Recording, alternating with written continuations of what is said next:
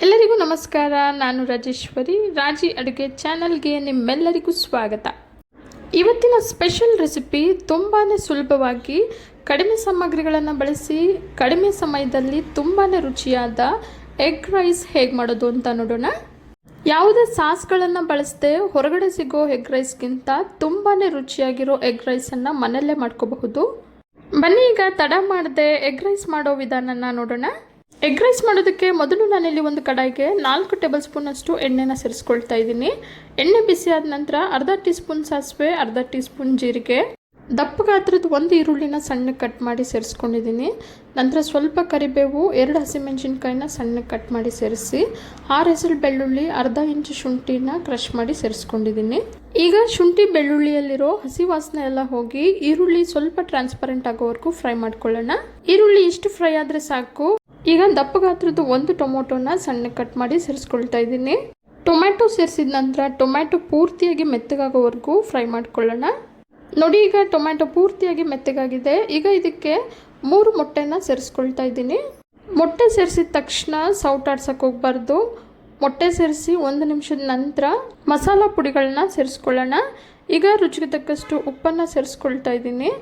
ನಂತರ 1 tea spoon ಧನಿಯಾ ಪುಡಿ, ಅರ್ಧ ಟೀ ಸ್ಪೂನ್ ಖಾರದ ಪುಡಿ, 1/4 ಟೀ ಸ್ಪೂನ್ ಮೆಣಸು ಪುಡಿಯನ್ನು ಸೇರಿಸ್ಕೊಳ್ತಾ ಇದ್ದೀನಿ. ಖಾರ ಜಾಸ್ತಿ ಇಷ್ಟಪಡೋರು ಖಾರದ ಪುಡಿ ಹಾಗೆ ಮೆಣಸು ಪುಡಿಯನ್ನು ಹೆಚ್ಚಾಗಿ ಸೇರಿಸ್ಕೋಬಹುದು. ಮಸಾಲ ಪುಡಿಗಳನ್ನ ಸೇರಿಸಿದ ನಂತರ ಲೋ ಫ್ಲೇಮಲ್ಲಿ ನಿಧಾನವಾಗಿ ಮಿಕ್ಸ್ ಮಾಡ್ತಾ 2 ನಿಮಿಷ ಬೇಯಿಸ್ಕೊಳ್ಬೇಕು. ಮೊಟ್ಟೆನ ಈ ರೀತಿ ಬೇಯಿಸ್ಕೊಳ್ಳೋದ್ರಿಂದ ನಾನು ಮೊದಲೇ 4 ಟೇಬಲ್ ಸ್ಪೂನ್ ಅಷ್ಟು ಎಣ್ಣೆನ ಸೇರಿಸ್ಕೊಂಡಿದ್ದೆ. ಎಗ್ ರೈಸ್ ಮಾಡೋದಕ್ಕೆ ಯಾವಾಗಲೂ ಅಷ್ಟೇ ಸ್ವಲ್ಪ ಎಣ್ಣೆನ ಜಾಸ್ತಿನೇ ಸೇರಿಸ್ಕೋಬೇಕಾಗುತ್ತೆ. ಮೊಟ್ಟೆಲಿರೋ ಹಸಿ ವಾಸನೆ ಎಲ್ಲ ಹೋಗಿ ಮೊಟ್ಟೆ ತುಂಬ ಚೆನ್ನಾಗಿ ಬೆಂದಿದೆ. ಈಗ ಇದಕ್ಕೆ ಮೊದಲೇ ಮಾಡಿಟ್ಕೊಂಡಿರೋ ಅನ್ನನ ಸೇರಿಸ್ಕೊಳ್ಳೋಣ. ನಾನಿಲ್ಲಿ 3 ಕಪ್ಪಷ್ಟು ಅನ್ನನ ಸೇರಿಸ್ಕೊಂಡಿದ್ದೀನಿ. ಈಗ ಲೋ ಫ್ಲೇಮಲ್ಲಿ ನಿಧಾನವಾಗಿ ಮಿಕ್ಸ್ ಮಾಡ್ತಾ 2 ನಿಮಿಷ ಬೇಯಿಸ್ಕೊಳ್ಳೋಣ. ಈ ರೀತಿ ಬೇಯಿಸ್ಕೊಳ್ಳೋದ್ರಿಂದ ಮೊಟ್ಟೆಲಿರೋ ಮಸಾಲ ಪದಾರ್ಥಗಳೆಲ್ಲ ಅನ್ನದ ಜೊತೆ ಚೆನ್ನಾಗಿ ಬೆರೆತು ರುಚಿ ತುಂಬ ಚೆನ್ನಾಗಿರುತ್ತೆ. 2 ನಿಮಿಷದ ನಂತರ ಗ್ಯಾಸ್ ಫ್ಲೇಮನ್ನು ಆಫ್ ಮಾಡಿ ಸಣ್ಣಗೆ ಹೆಚ್ಚಿಟ್ಟಿರೋ 1 ಕೈ ಹಿಡಿಯಷ್ಟು ಕೊತ್ತಂಬರಿಯನ್ನು ಸೇರಿಸ್ಕೊಳ್ತಾ ಇದ್ದೀನಿ. ಕೊತ್ತಂಬರಿ ಸೇರಿಸಿದ ನಂತರ ಅರ್ಧದಷ್ಟು ನಿಂಬೆಹಣ್ಣು ರಸನ ಸೇರಿಸ್ಕೊಳ್ತಾ ಇದ್ದೀನಿ. ನಿಂಬೆ ರಸನ ಸೇರಿಸಿ ಮತ್ತೊಮ್ಮೆ ನಿಧಾನವಾಗಿ ಚೆನ್ನಾಗಿ ಮಿಕ್ಸ್ ಮಾಡ್ಕೊಳ್ಬೇಕು. ಈ ಎಗ್ ರೈಸನ್ನು ಮಾರ್ನಿಂಗ್ ಬ್ರೇಕ್ಫಾಸ್ಟ್ಗೆ ಅಥವಾ ಮಧ್ಯಾಹ್ನ ಮಕ್ಕಳ ಲಂಚ್ ಬಾಕ್ಸ್ಗೆ, ಆಫೀಸ್ಗೆ ಹೋಗೋರು ಸಹ ಲಂಚ್ ಬಾಕ್ಸ್ಗೆ ತೊಗೊಂಡೋಗ್ಬೋದು. ತಣ್ಣಗಾದ್ಮೇಲೂ ಸಹ ರುಚಿ ತುಂಬಾ ಚೆನ್ನಾಗಿರುತ್ತೆ. ಬಿಸಿ ಬಿಸಿಯಾದ ರುಚಿಯಾದ ಎಗ್ ರೈಸ್ ಈಗ ಸರ್ವ್ ಮಾಡೋದಕ್ಕೆ ರೆಡಿಯಾಗಿದೆ. ಯಾವುದೇ ಸಾಸ್ಗಳನ್ನು ಬಳಸದೆ ತುಂಬ ಕಡಿಮೆ ಸಾಮಗ್ರಿಗಳನ್ನು ಬಳಸಿ ಈ ರುಚಿಯಾದ ಎಗ್ ರೈಸನ್ನು ಮನೆಯಲ್ಲೇ ಸುಲಭವಾಗಿ ನೀವು ಕೂಡ ಒಂದ್ಸಲ ಮಾಡಿ ನೋಡಿ. ತುಂಬಾ ರುಚಿಯಾಗಿರುತ್ತೆ. ಮನೆಯಲ್ಲಿರೋರೆಲ್ರಿಗೂ ತುಂಬಾ ಇಷ್ಟ ಆಗುತ್ತೆ. ಯಾವುದೇ ಸೈಡ್ ಡಿಶ್ ಅಥವಾ ಗ್ರೇವಿಗಳು ಇಲ್ಲದೇ ಈ ಎಗ್ ರೈಸನ್ನು ಸರ್ವ್ ಮಾಡ್ಕೋಬಹುದು.